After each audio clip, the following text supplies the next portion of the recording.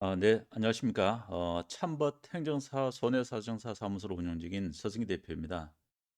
이제 오늘 연차 휴가 관련해서 이제 세 번째 영상을 찍고 있는데요. 첫 번째 영상에서는 연차 휴가 청구권과 연차 휴가 미사용 수당 청구권, 그리고 두 번째 시간에는 연차 휴가 대체 합의 제도와 연차 휴가 사용 촉진 제도에 대해서 이제 알아봤습니다.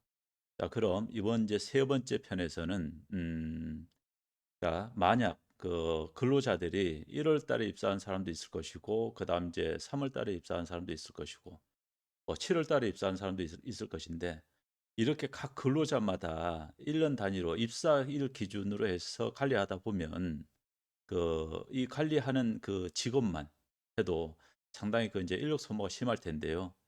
그래서 이제 이렇게 실무에서는 주로 이제 어 회계연도 기준으로 뭐 1월 1 일부터 12월 31 일까지 이렇게 이제 끊어 가지고 인제 관리를 하고 있는데요.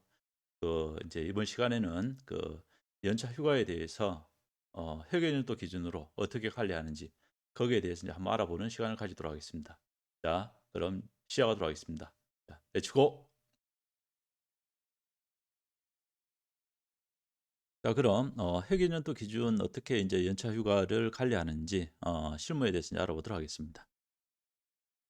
자, 예를 들어서 A라는 근로자가 2019년 7월 1일 날 입사를 했을 경우, 이분 같은 경우 1년 후인 2020년 7월 1일 날 월 단위 연차 11 개와 연 단위 연차 15 개, 그래서 총 26개 인제 연차가 발생하고요. 또한 이제 B라는 분이 8월 1일 날 입사를 했을 경우, 인제 1년 후인 2020년 8월 1일 날 월 단위 연차 11 개와 연 단위 연차 15 개, 총 26 개에 대해서 인제 연차가 발생하게 되겠죠. 그럼 인사 담당자 입장에서는 A라는 근로자와 B라는 근로자에 대해서 연차 휴가 사용 청구권과 그다음 연차 휴가 미사용상 청구권, 그다음 연차 휴가, 그다음 사용 촉진 제도, 이런 것들을 각각 근로자별로 이제 관리하다 보면 업무가 엄청나게 이제 가중이 될 것입니다. 따라서 이제 갖고는 대부분 사업장에서는 실질적으로 회계연도 기준으로 대부분의 사업장에서는 회계연도를 1월 1 일부터 12월 31일 날 이렇게까지 이제 하고 있죠. 그래서 이제 이렇게 관리하고 있는데, 예를 들어서 설명해 드리도록 하겠습니다. 자, A라는 근로자가 2019년 7월 1일 날 입사를 했습니다. 자, 그럼 이러한 경우에서는 회계연도가, 자, 이 사람 같은 경우는 2019년 12월 31일 날 이제 회계연도가 끝나고, 또다시 2020년 1월 1일 날부터 2020년 12월 31 일까지 이렇게 해 갖고 이제 끝나게 되겠죠. 요렇게 인제 회계연도의 인제 날짜를 기준으로 인제 관리를 한다는 겁니다. 자, 그럼 이분 같은 경우 A라는 입사자는 2020년 1월 1일 날 기준으로 하게 되면 월 단위 연차가 6 개가 발생하게 되죠. 자, 왜 그럴까요? 8월 1일 날 하나, 9월 1일 날 하나, 10월 1일 하나, 11월 1일 날 하나, 자, 12월 1일 날 하나, 1월 1일 날 하나, 그래서 6 개가 인제 발생하게 되는 것이죠. 그다음 연 단위 연차는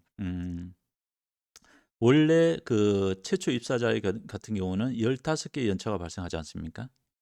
그런데 이분 같은 경우는 2020년 1월 1일 날 기준으로 보게 되면 1년 365일 중에 약 180 일인, 그래서 인제 한 2 분의 1 정도 인제 근무를 했겠죠.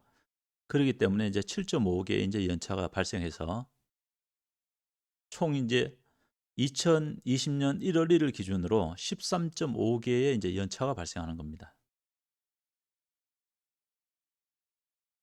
자, 그럼 이때 인제 2020년 1월 1일 기준으로 13.5 개가 발생한 이 연차에 대해서 근로자와 사용자가 합의를 하는 것입니다. 요거에 대해서는 2020 년도에 여 13.5 개를 사용을 하고, 그리고 2021년 12 2021년 1월 1일날 13.5개 중에 인제 사용하고 남은 미사용 연차에 대해서 연차 휴가, 미사용 수당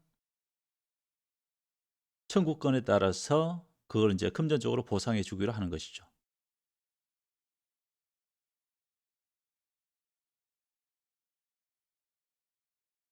자, 그리고 2020년 1월 1일부터 2021년 1월 1일까지 1년 동안 이제 근무한 요기에 대해서, 자, 이분 같은 경우는 연단위 연차가 또 이제 15개가 이제 발생했겠죠.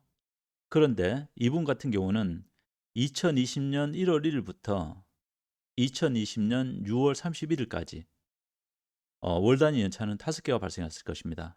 자, 2월 1일 하나 발생했죠. 3월 1일, 4월 1일, 5월 1일, 그리고 6월 1일, 이렇게 해서 이제 5개의 연차가 발생했겠죠. 이렇게 해서 이분 같은 경우는 총 이제 20개의 이제 연차가 이제 발생했을 것입니다. 자, 그럼 이 20개 연차에 대해서는 2021년 12월 31일까지 사용하고, 그다음 그 20개 중에 미사용한 연차에 대해서는 2021년 1월 1일, 자, 미사용 수당 청구권에 따라서 미사용한 개수만큼 금전적으로 이제 보상받기로 이제 합의를 하는 것이죠. 자, 이렇게 봤을 때 원래 이분 같은 경우는 월 단위 연차에 대해서는 2020년 6월 30일까지 해서 11개의 연차가 발생하고, 이 11개의 연차에 대해서는 입사일로부터 1년 이내에 모든 연차를 사용해야 될 것입니다. 하지만 우리가 조금 전에 말씀드렸다시피 2020년 1월 1일까지 발생한 연차 6개에 대해서는 2020년 12월 31일까지 사용하기로 했고요. 그 다음 2020년 1월 1일부터 6월 30일까지 발생한 연차 5개에 대해서는 21년 12월 31일까지 우리가 사용하기로 합의를 했다고 그랬었죠. 이렇게 원래 사용해야 되는 기간보다 연기시켜서 지금 해갖고 각각 사용하기로 지금 합의를 한 것이죠. 그렇기 때문에 이렇게 사용 기한을 연장하고 있기 때문에 근로자에 따라서는 어떤 사람은 유리할 수도 있고, 이 방식이 유리할 수도 있고, 어떤 사람은 불리할 수도 있을 것입니다. 그래서 분명히 퇴직 시에는 여기에 대해서 갖고는 정산한다는 내용을 근로계약서, 취업규칙, 그리고 단체협약에 명시를 하고 필히 퇴직 시에는 이 정산을 해야 되는 것입니다. 자, 이렇게 하면 이제 해갖고는 그 복잡했던 연차휴가 관리를 회계연도 기준으로 이제 관리를 함으로써 전 근로자가 일괄적으로 관리하다 보면 이제 인사 실무자도 해갖고는 좀 더 업무가 이제 수월해지겠죠.